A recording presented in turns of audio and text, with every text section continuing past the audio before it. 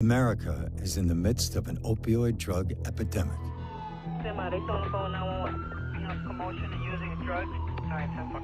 Driven by escalating opioid addiction, drug overdoses are now the leading cause of death among Americans under 50. People are literally dying in the street. They're dying in their parents' homes. According to the Centers for Disease Control, the opioid epidemic is fueled by prescription pain medications. Great job. Way to communicate, good eye contact. Michael Israel dreamed of becoming an architect. In high school, he participated in a video project exploring the architecture of his hometown of Buffalo. These buildings have been here for such a long time. Michael didn't realize his dream. Despondent over an addiction to prescription opioids, he took his own life at the age of 20. When Michael said, "I'm addicted," it was a big surprise. The next question that came out of my mouth was, "To what, Mike?" And he said, "He's pain pills." The medical community has been overprescribing opioids. That's really the reason we're in the midst of a severe epidemic of opioid addiction. The doctor did prescribe the hydrocodone for your knee pain. It's very important that you only take it as needed. I think some physicians don't appreciate how potent these drugs are and don't necessarily appreciate how many problems they can create. How did the painkillers work out for you originally? Started okay. Then I couldn't get enough. West Virginia has been ravaged by a flood of opioids. The epidemic we have in Ohio is fueled primarily by the pain med problem. The opioid epidemic has spiraled as many addicted to prescription pain pills turn to cheaper and more available street drugs like heroin and fentanyl. So Cameron was my son. He was wrestling and he broke his collarbone. So he was prescribed Percocet. I never in a million years thought my boy would be a heroin addict. There's a lot of blame to go around. Patient demand, pharmaceutical companies, doctors there easy with a prescription pad. Health insurance came in that would pay for all this stuff. I can't imagine anything else that would happen in our community that would be associated with that many deaths. I don't know where the outrage is.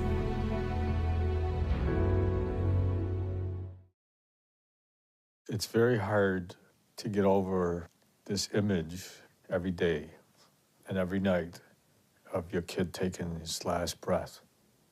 Michael was the child that could put the smile on your face, always. When Michael passed away, we just started questioning, how did this happen and why did it happen? How did Michael get addicted? What happened to Michael? And then you find out we're all ignorant when it comes to addiction. We don't know very much about addiction because we never thought that it would happen to us. According to the Centers for Disease Control and Prevention, the number of drug overdose deaths in America has never been higher. The majority of deaths involve opioids, including popular prescription painkillers like oxycodone and hydrocodone. The problem's huge. The rate of deaths from prescription opiates has been exponentially growing, and that's only the tip of the iceberg in terms of how many people's lives are wrecked because of prescription opiates. It's a huge problem. The most surprising element of this is how it's the legal prescribed painkillers that get people hooked. Our young people see prescription medications as something safe and effective. A doctor has given it, a pharmacy has filled it, so they feel okay about it. Michael's getting everything from our family doctor and 2 other doctors. We didn't know that that was all addicting. He was taking his pills as prescribed. He was taking his pills as prescribed. People trust their doctor and they think that the doctor is prescribing things appropriately and monitoring them appropriately, and they think that if the bottle says take it in such a way that it's perfectly okay to do that. Hello? Dr. Richard Blondell is professor and vice chair for addictions at the University of Buffalo and director of the National Center for Physician Training and Addiction Medicine. How did the painkillers work out for you originally? Started okay. Then I couldn't get enough. Mm-hmm. What happens? Wanted more and more and more. You keep taking more because you think more is going to be better. And the more you take? The worse you get. The worse you get. And the more you want. The more you want. I think the majority of the time it's this, that doctors are trying to do a good job and fall into a trap and end up contributing to the problem. Now, was that bothering you when you first got on painkillers? We've overexposed the U.S. population to prescription opioids. Dr. Andrew Kolodny is director of opioid policy research at Brandeis University and founder of Physicians for Responsible Opioid Prescribing. I think that the biggest problem has been well-meaning doctors who are intending to help patients with pain, but who are underestimating how addictive these drugs are and overestimating how helpful they can be when prescribed long-term. That's enough for 15 days. The opioid epidemic is the unintended consequence of the increased use and acceptance of prescription opioids. It is made worse because many who become addicted to prescription pain pills eventually turn to cheaper and more available street drugs like heroin and fentanyl. Before they're using heroin, they're opioid addicted, and that addiction develops through prescription opioids. The reason that we're experiencing record high levels of overdose deaths, the reason we're seeing heroin and fentanyl flood into non-urban areas, the reason we're seeing soaring rates of infants born opioid dependent, or outbreaks of injection-related infectious diseases, the driver behind all of these problems is the increased prevalence of opioid addiction in the United States. Used properly, prescription opioids ease short-term pain from surgery or a broken bone. They also manage severe pain for cancer and end-of-life patients. But the amount of opioids prescribed in America greatly exceeds what is required for those uses. When Michael passed away, Avi was angry. He was angry that it happened, and it shouldn't have happened. Yeah, there you go. Avi wanted a dog so badly, and I said, there's no way I can allow us to have a dog because Michael kept asking for a dog. We knew that Michael was in pain a lot, and towards the end of his life, he really suffered. We were really terribly lonely. So I finally gave in, and much to my surprise, this dog has given us such joy. Death changes you. It completely does. And you want to know, why did Michael have to die? At the age of 12, Michael was diagnosed with Crohn's disease, a painful gastrointestinal condition. As he got older, doctors prescribed powerful opioid medications to treat his pain. After Michael's death, his parents obtained pharmacy records that showed Michael was prescribed 185 pain pills over a 1-month period. I just couldn't believe that the doctors did this to him. It's indefensible that they did this to an 18-year-old, young man. Changed him chemically forever. This thing takes a beautiful person and turns him into a monster. That's my beautiful little baby. Yeah, who are you? You know, what happened to you? Yeah. You know, what's going on? And you don't understand what's going on. The reason that the United States is in the midst of a severe epidemic of opioid addiction is because the medical community began to prescribe opioids very aggressively. And as the prescriptions went up, rates of addiction and overdose deaths went up right along with the increase in the prescribing. More than 240 million prescriptions are written each year for opioid pain medications, enough for every adult American to have their own bottle. OxyContin, Opana, and Vicodin are among the most frequently prescribed and most commonly abused prescription opioids. These powerful drugs can literally hijack the brain. The effects produced in the brain by oxycodone and hydrocodone are indistinguishable from the effects produced by heroin. When we talk about opioid pain medicines, we're essentially talking about heroin pills. It is a very powerful drug. It's a different addiction. The course for opiate addiction is you fall off a cliff. So there's no gentle slope downward with consequences and an opportunity to evaluate what's going on, it is right off the cliff. With repeated exposure to a highly addictive drug, just about anybody can become addicted. We're acutely aware of the fact that it's broad and it's not just one subset of the population that's doing it. It's kind of a problem that's affecting all age groups, all races, both sexes. That allows it to become bigger because it affects so many people. Unlike previous drug crises in the United States, the opioid epidemic impacts rural, city, and suburban communities and touches every socioeconomic group. Opioid addiction is a 50-state epidemic. Wyoming County is a rural county, population approximately 23,000, very tight-knit, hard-working type communities here. The mountains are beautiful here. I mean, the people are genuine and good people.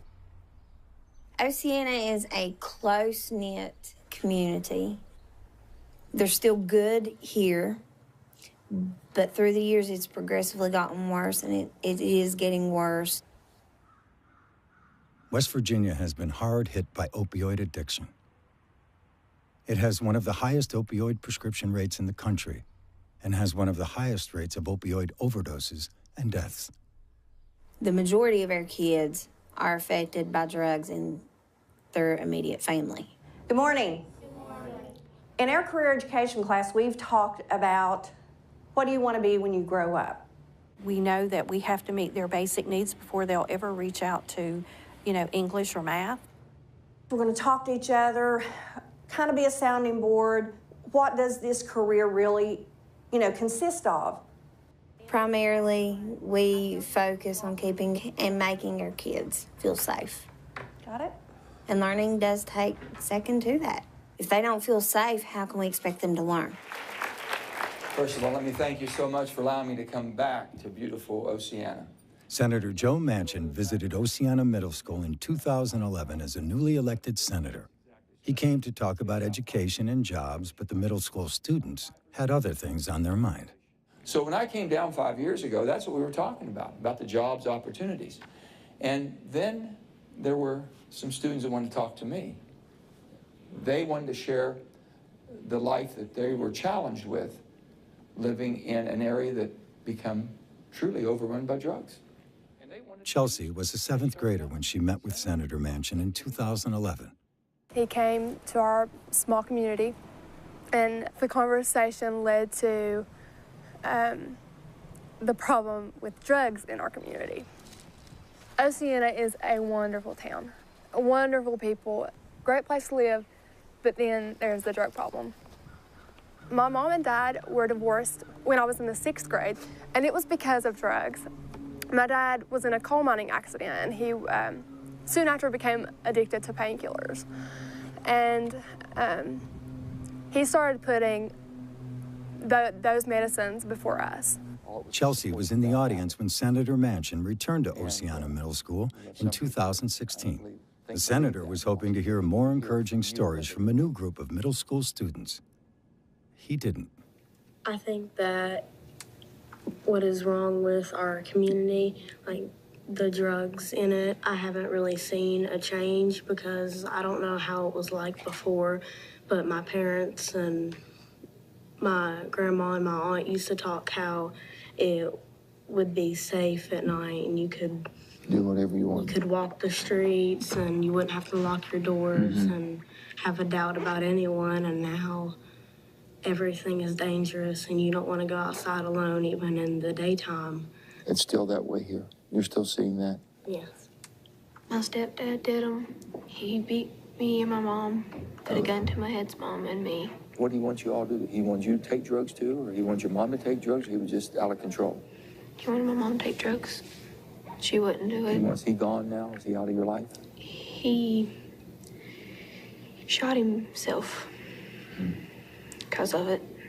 After he killed my mom by shooting her up 3 times with Oxycontin. He didn't want a divorce. She did. How old was your mom?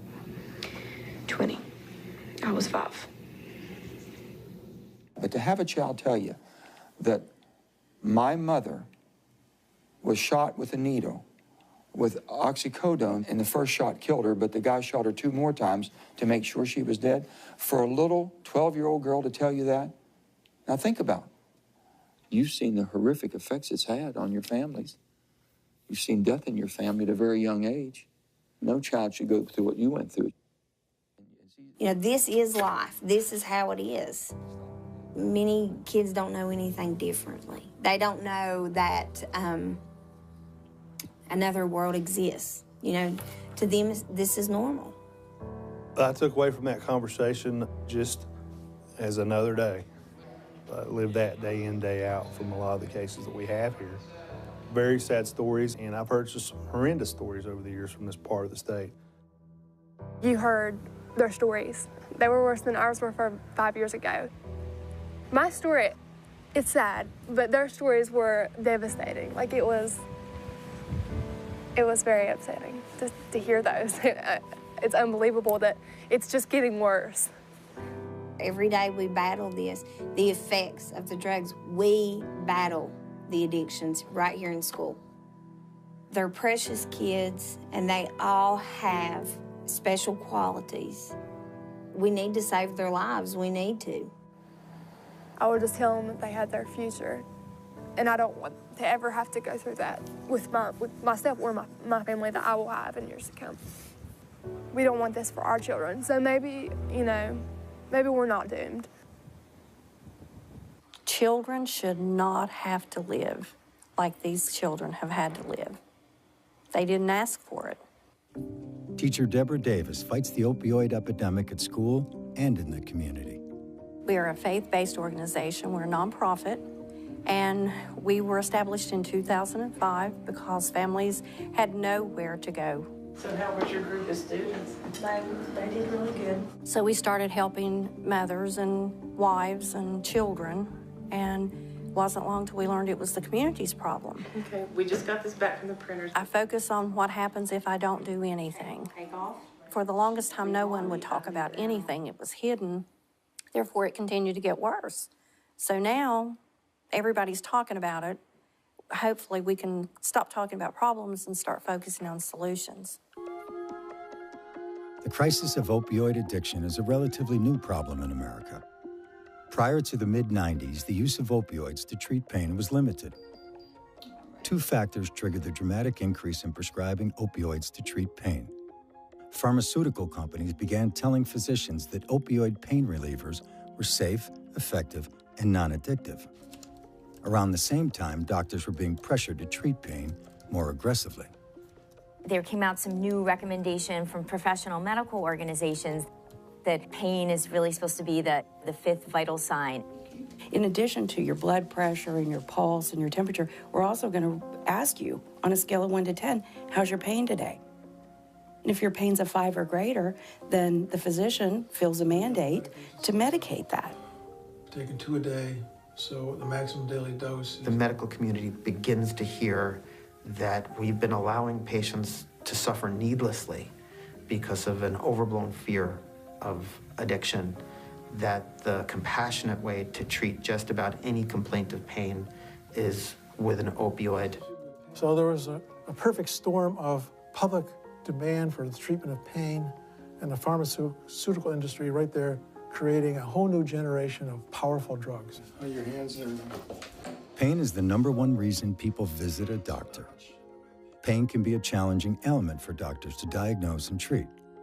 But now doctors were being told they had a new way to treat pain that was safe and effective. Don't be afraid to take what they give you. Often, it will be an opioid medication. In the 1990s, new opioid medications were introduced to treat pain. Much of the information about these new drugs came from pharmaceutical companies. Some patients may be afraid of taking opioids because they're perceived as too strong or addictive. But that is far from actual fact.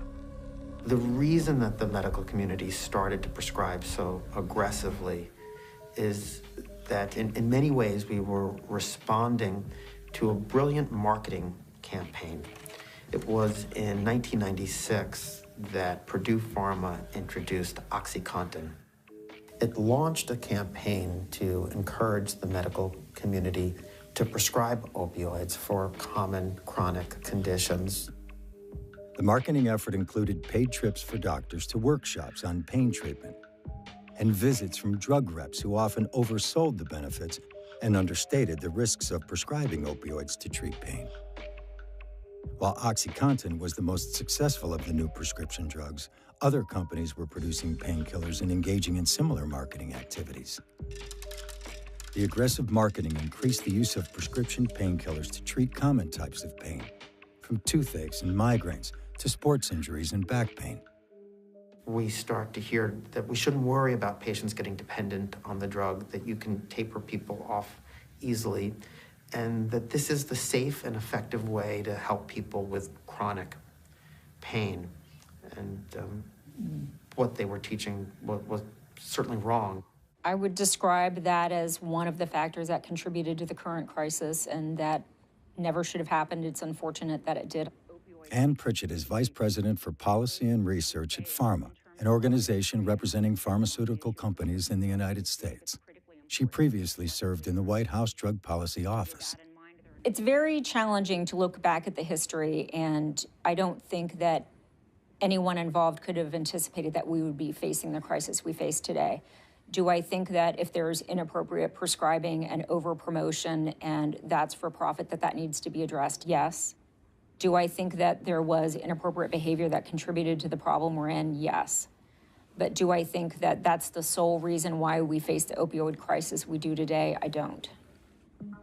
The way that you can do well financially, the way that you can have a blockbuster drug, is if you can get the medical community to prescribe your medicine for common conditions, long-term conditions. And if it's a drug that's very difficult to discontinue using, well, then you've got a pretty good recipe for a blockbuster. As problems with opioid medications emerged, pharmaceutical companies faced increased scrutiny. In 2007, Purdue Pharma paid $634 million to settle charges that it misled the public about the risk of addiction. The epidemic we have in Ohio. In 2017, several states filed suit against a handful of pharmaceutical companies, accusing them of conducting marketing campaigns that misled doctors and patients. Despite the concerns, opioids remain one of the most prescribed drugs in the United States. My issue is, why is there all this surplus product? I don't know why pharmaceutical companies are not held accountable to that. If there's only this much pain demand, but this much product, then obviously you know your product's being used for other purposes. Since 1999, sales of prescription painkillers in the United States have quadrupled. During that same period, the Centers for Disease Control says there was no change in the amount of pain reported by Americans. There are enough opioid pain pills prescribed in 1 year to medicate every adult American for a month.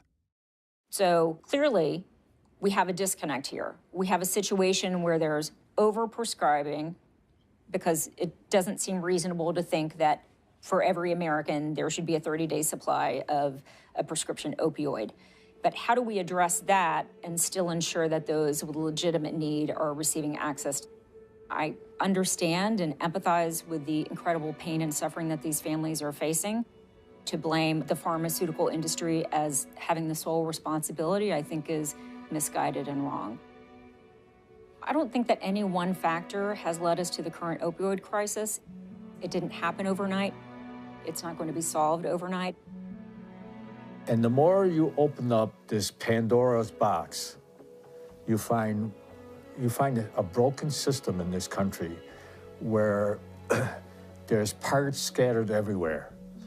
And there's people who need help, and they're broken, and they can't get the help because our healthcare system is based on making money. Blood pressure's good. It's always an issue about who pays for anything. We live in a capitalistic society, and our healthcare system is funded through payments, usually fee-for-service. So there's always a discussion about who pays for what and when. The Department of Health and Human Services estimates the economic impact of the opioid epidemic at $75 billion a year. Much of that cost is borne by insurance providers, including government insurance programs such as Medicaid, Medicare, and veterans programs, and by private health insurers. Public and private insurers confront both ends of the opioid epidemic, paying for prescription drugs for pain patients and then paying for treatment when patients become addicted. And we were extremely troubled by all the headlines that everyone has seen about the explosion of opioid abuse in this country. And we were mindful of the fact that often this starts out with prescription drugs. Dr. Harold Paz is Chief Medical Officer for Aetna. He has an extensive career as a physician and healthcare administrator. Because of the addictive properties of these drugs and the fact that they're very effective at eliminating pain, the pendulum swung way out, but at a tremendous cost and in tragic ways. We have to bring it back to the middle. When a physician writes a prescription for a narcotic, we depend on the physician to make the appropriate decisions around, does the patient need a narcotic? So our role is not to sit in the room with the doctor and second guess those decisions. But what we can do is look at the overarching patterns that exist. Health insurers collect information about the prescribing patterns of doctors. Aetna initiated a program to contact physicians about their opioid prescribing. We really wanted to focus on physicians that are writing a lot of prescriptions for opioids. We started with the top 1%, and we said to the doctors, based on this data, based on the CDC recommendations, you are an opioid superprescriber. Along with the letter, Aetna provided a checklist for doctors to use when prescribing opioids. But some question whether letters are enough to address the problem. We expect that our physicians are going to be well-trained, they're going to practice appropriately and professionally and ethically, and if they aren't, we have in our communities and in our states the mechanisms to identify that and make sure that those problems are corrected. Patients and prescribers really need to understand that opioids are highly addictive. It doesn't mean that they should never prescribe it or that the patient should never take it. It means we have to be very careful with these drugs. We have to avoid using them when we can. And for many types of pain, we can avoid opioids. We have alternative treatments. I'm treating the tissue in your neck and around your head. Helps relax this area, help with pain too, okay? Okay. In 2016, the Centers for Disease Control created the first national guidelines for prescribing opioids for chronic pain. A key recommendation encouraged doctors to use non-opioid approaches to treat most pain. But changing doctor and patient reliance on prescription painkillers is challenging. I have a solution that will make this whole problem go away. Dr. Daniel Alford is professor of medicine at the Boston University School of Medicine, where he directs an opioid prescribing education program. The solution is if the insurance industry would pay for comprehensive pain management services. Under one roof, you can get massage therapy, cognitive behavioral therapy, acupuncture, medication management, you name it. I want patients to start demanding multimodal comprehensive treatment. I want them to say to their doc, I need something better. And they should be calling up their insurers and saying, why don't I have access to all these other treatment modalities? Of course, we need to continue to find more effective ways to treat pain. And we certainly support every physician that wants to provide an alternative to narcotics. Our problem is with other therapies, alternative therapies, that are not clinically proven. Until they are, we're not going to cover it because we don't have a basis upon which to say it makes sense to cover it. What we have to look for are clinical studies that prove efficacy. Some alternative treatments are covered by insurance, but coverage varies from company to company and state to state. Insurers face pressure to pay for pain medications, but are also challenged to control overprescribing. The truth is, most insurance companies will pay for physical therapy and some of these alternative treatments, but the easiest thing for a primary care doctor to do is write a prescription. If I've got 10 minutes to spend with you and you're complaining of pain, writing the prescription can be the ticket to getting you out of the office quickly so I can see my next patient. Squeeze the shoulder blades together and reach the elbows back. It's a whole lot easier for me to prescribe a medication than it is for me to get a patient into physical therapy, into acupuncture, into cognitive behavioral therapy, and all the other treatments that have been shown to be effective in treating chronic pain. We still have a long way to go. Does that feel okay? Mm-hmm. Good. Good job. Awesome. It is a daunting task to get doctors and patients to turn away from prescription drugs as the first step for treating pain. What's important is that 100 million Americans are suffering from chronic pain. So we really need to screen patients better for addiction, decrease the amount of opiates that we're prescribing, and find non-pharmacologic approaches to take care of our patients with chronic pain. It's very, very challenging. At the University of New Mexico Pain Center, an interdisciplinary team works to manage pain, improve quality of life, and reduce use of prescription opioids. When you integrate care, right? When you provide as many things as you can under one roof, the outcomes are better. This interdisciplinary approach really offers that patient a co-located home where they can go and receive services all at once. It also allows the clinicians to be able to talk all together about that patient. If I can see a patient for the first time and I can tell them that their pain is real, I believe their story, they're being heard, and we have a team. I'd love to hear about your pain story. Would you tell me how you developed chronic pain? I had a lot of pain when I was working. I was a veterinary technician. And I worked in a clinic at a zoo. I've had pain for a really, really long time. I'm almost 70 now, and I've been retired for about a year. It's very important to realize that there is an older group that's become opioid addicted as well. These are people in their 40s, 50s, 60s, 70s, and 80s. The older group is developing their opioid addiction almost entirely through medical use, usually opioids prescribed for a chronic pain problem. I wanted to continue taking the opioids because they were the only thing that helped. The goal of the interdisciplinary team is to reduce reliance on opioid medications. Dr. Dole has been really helpful in that respect because he changes the medication. He changes it from one type of opioid to a different type? Yes. And in doing that, I'm able to take less than I was overall.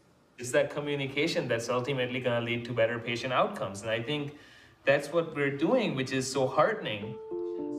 The interdisciplinary approach to pain management is fairly new and is more expensive than traditional pain management.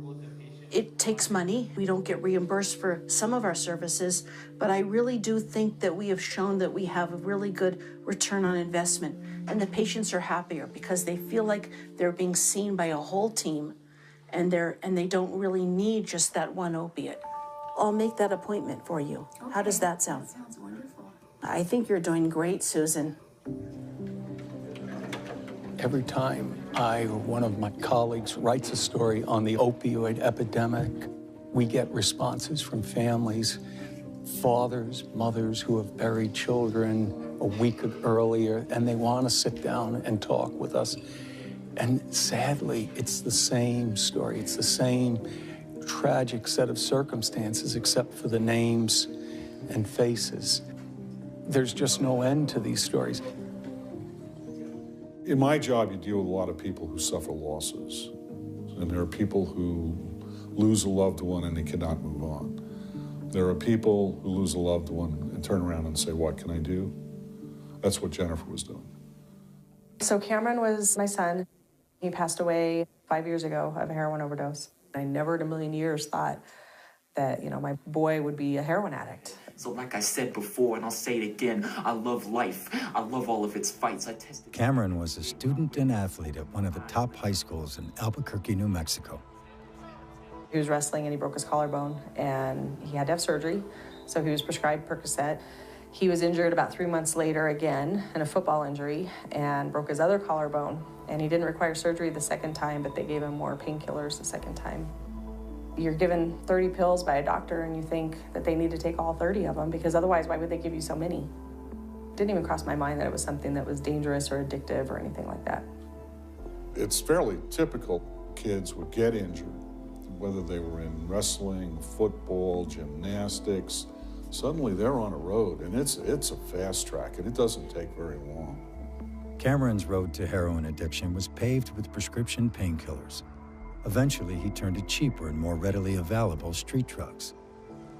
Nearly half of people who use heroin were first addicted to prescription painkillers. That wasn't his, goal in life, to get addicted to opiates and then move on to heroin. I didn't even know that opioids and heroin were related. It's not that there are young people out there who are deciding one day that heroin sounds like a fun drug to try. Before they're using heroin, they're opioid addicted, and that addiction develops through prescription opioids. The pills are very expensive on the black market. They switch because it's much less expensive. We've seen overdose deaths in that group rise very rapidly because the heroin supply has become more dangerous. It has fentanyl in it now. The migration from prescription pain pills to heroin has changed the demographics of drug addiction in America.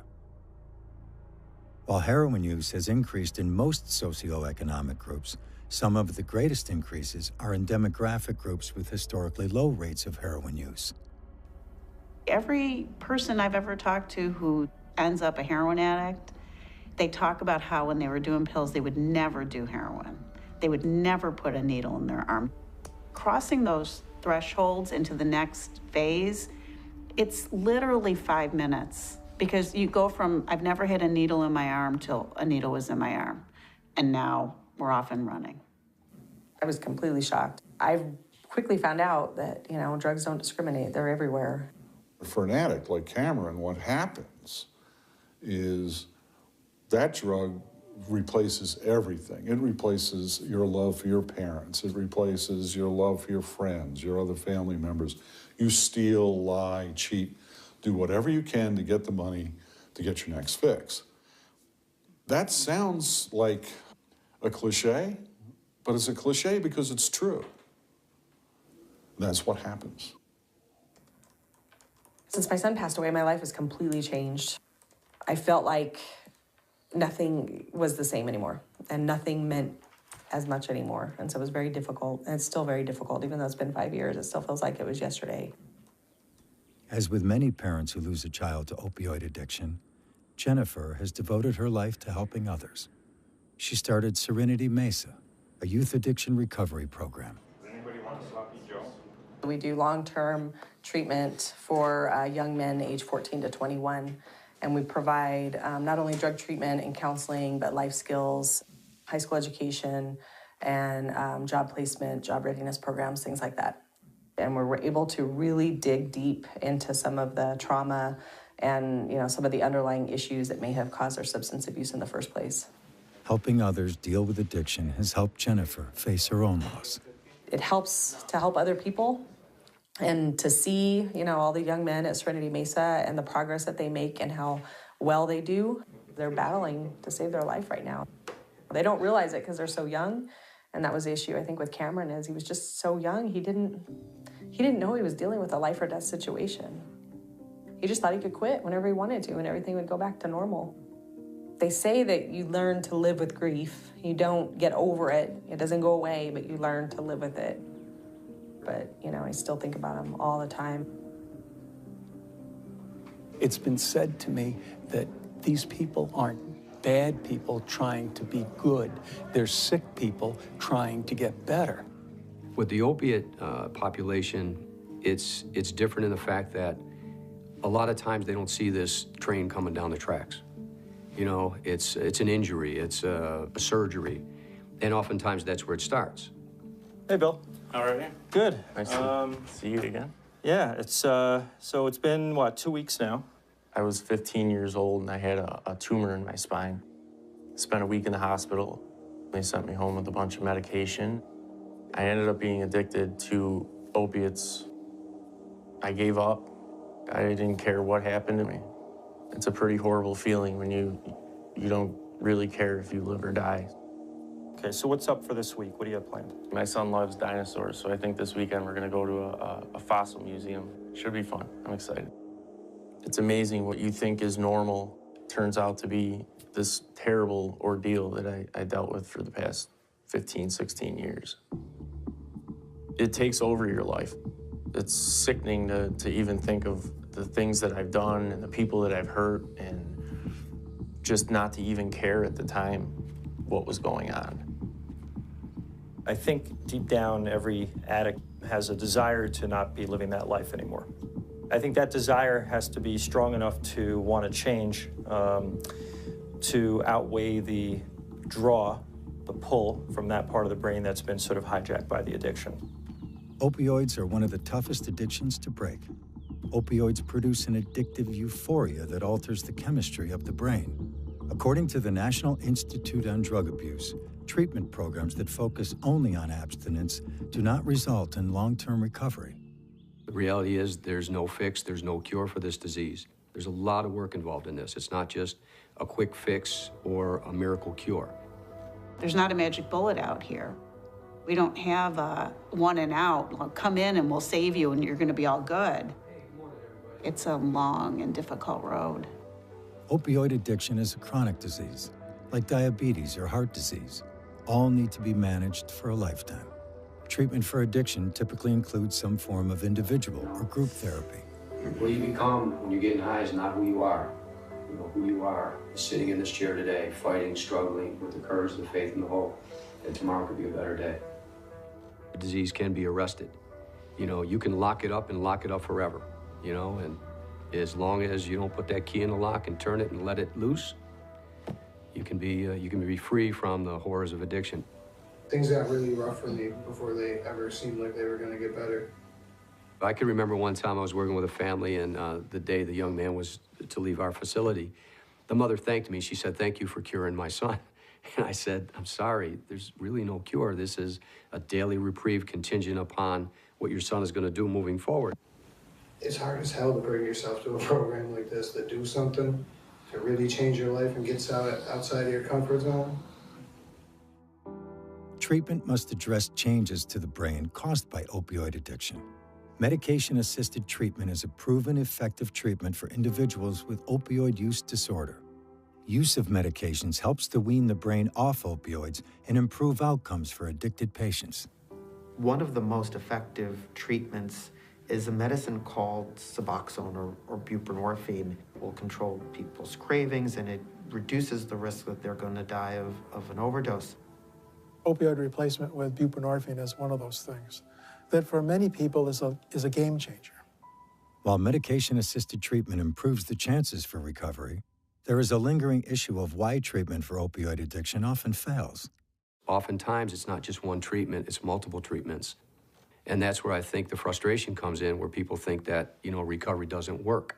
You know, it's fruitless. It's just not going to happen. You know, my loved one's been through this 3, 4, 5 times. Once somebody becomes addicted to opioids, it's a lifelong problem. They're not going to get better by checking into a rehab for 30 days or getting detoxed. The treatment is generally going to be very long. What we need to do is look at addiction as a continuum. Treatment doesn't end at 1 year, doesn't end at 2 years.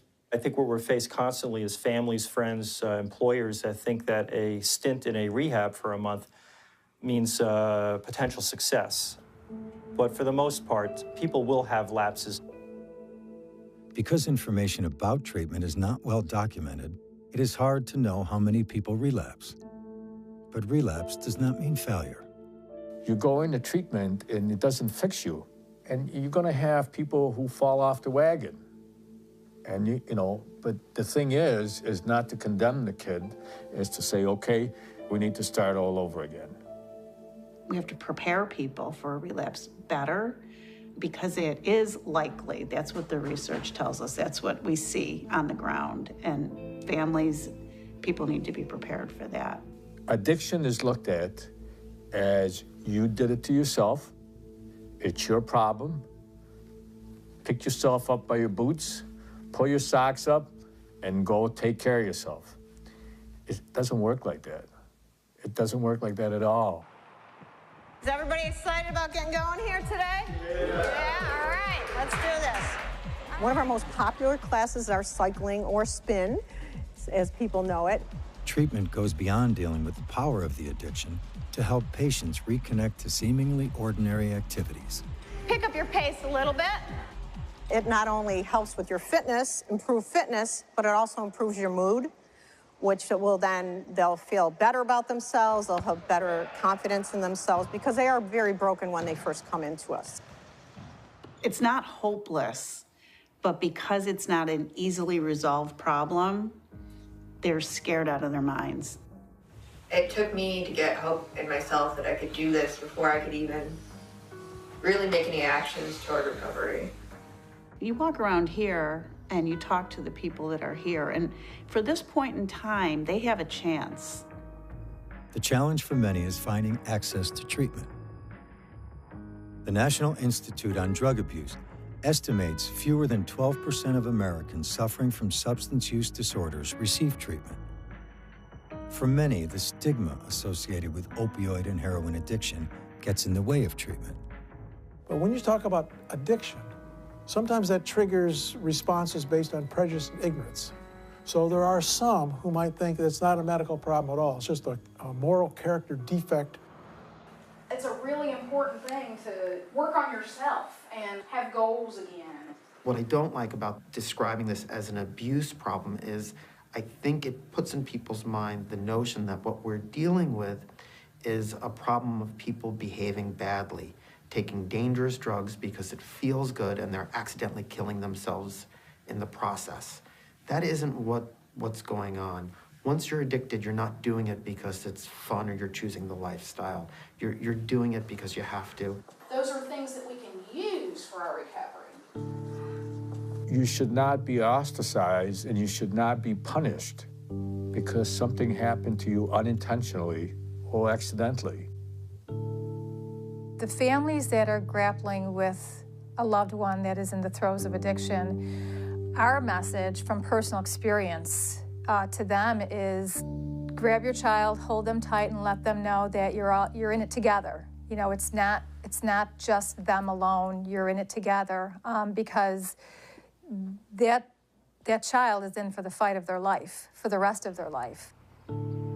This disease has been killing thousands of people in the past few years. When Avi and Julie Israel lost their son to opioid addiction, they wanted to help other families. This is all about awareness to a very horrible addiction. Avi and Julie started Save the Michaels of the World in hopes of preventing other family tragedies. This disease is killing people across the country. You know, there's no boundaries to it. There's no class levels. There's no education levels or any of that stuff. There's people dying all over. It should be more of an outrage out there. People should be out there demanding results. I think there's not more outrage because the people that are not affected don't think it's going to happen to them, which, you know, that's a false sense of security because, you know what, you are one car accident, one surgery, one wisdom tooth, one sports injury away from the disease of addiction, because that's how fast it can happen to your family. There is a growing outrage. Not enough. Maybe we might have been in a better place right now if there had been more outrage early on. And so now we're reaping the consequences of what we have sown, and now we're trying to undo some of that stuff. And it's a lot easier to do it than it is to undo it. There are small signs of progress in combating the opioid epidemic. The Centers for Disease Control reports opioid prescribing peaked in 2010 and decreased each year through 2015. Experts say the drop is a sign the culture of overprescribing is changing. But fewer prescriptions have not resulted in a drop in opioid addiction and death. There are no easy solutions to the opioid epidemic. While treatment is essential, any long-term approach must focus on prevention. If we had the right education and people were motivated the right way, they wouldn't get this disease in the first place. So there's a great amount of hope if we shift our thinking about our approach to this disease and shift more towards prevention and early identification. The way you respond to disease epidemics or outbreaks is really by accomplishing two things. The first thing that you need to do is to prevent new cases of the disease. You want to contain it, keep new people from getting it. And the other thing that you need to do is you need to treat the people who have the disease so they don't die from it. That's really going to be the only way we can bring down overdose deaths in the short term. I would start with a massive educational campaign, the same kind of educational campaign and awareness that they did for any other new kind of emerging disease. So now we have to start thinking about educating our children better, about educating doctors better, about educating parents better, about educating our public health officials better, about educating our politicians better. All of those people have to come together to really affect a strategy of prevention. Well, I believe that we need to educate at a much younger age than we do now. But again, because of the disease of denial, many folks are going to say, well, we don't need that in my town. We don't need that in my school. That's for down the road. But the problem is, down the road is right in your locale. We've got to fix this. And it's going to take some big-time solutions here. This is not going to be something where you put up a couple of billboards and it's all going to get better. People want it all fixed next month. You know, here's the problem, now at 5 o'clock, solution, film at 11. It ain't going to happen. Everybody has to accept their little piece of responsibility for this and do their part to fix the problem. As long as everybody's saying, pointing the fingers and blaming somebody else, it's not going to get done. But I think what is beginning to have an impact is increasingly you're seeing families that have been affected by the problem speaking out. And some of these family survivor advocates are having an impact. I think prevention is key. Educating the parents, educating the coaches, educating the kids through the school systems. How many of you found something interesting? If we had prevention programs in all the schools and all the districts from an early age on up, then kids would have the education, parents would have the education, and all the people around them, you know, the coaches, it's a community problem. Wherever there's a propensity for somebody to get an opiate, whether it's a dentist, a doctor, wherever, the education needs to be there. The families that are left behind who want to tell the stories because they don't want it to be that their child or loved one died in vain. They want to spare other people the agony of losing a loved one. And I think that's going to be the strongest, boost to really changing society's attitude. In life, as in death, you fight for your children. It's Michael's spirit that drives us. You don't want the world to forget that there was a kid by the name of Michael Israel that lived here. He was a good kid. He was a terrific kid. And we miss him. He has also put us on a path and a journey where we're gonna take it to the end. There's no turning back now. We watched a beautiful boy go from jumping around and everything and being so funny into suffering. And so you fight for him. And we took him all over to get him help. And now we're taking Michael all over to get other people help. When we first started talking about this, we were like a little flickering candle. And now we have like a flashlight beam. It's still not daylight out there. We still got a long way to go. It's moving in the right direction. And unfortunately, it's taken a lot of death to get this movement. And it's going to take more death before this stops. I see tragedies for sure, but I also see successes. And that's where the hope comes, because it doesn't have to be like this. Our society doesn't have to be riddled with addiction. We don't have to pick up the paper and read about all these kids that overdose every day. We don't have to do that. We can do better. We know how to do this. It's just getting the will to do it. That's the hard part.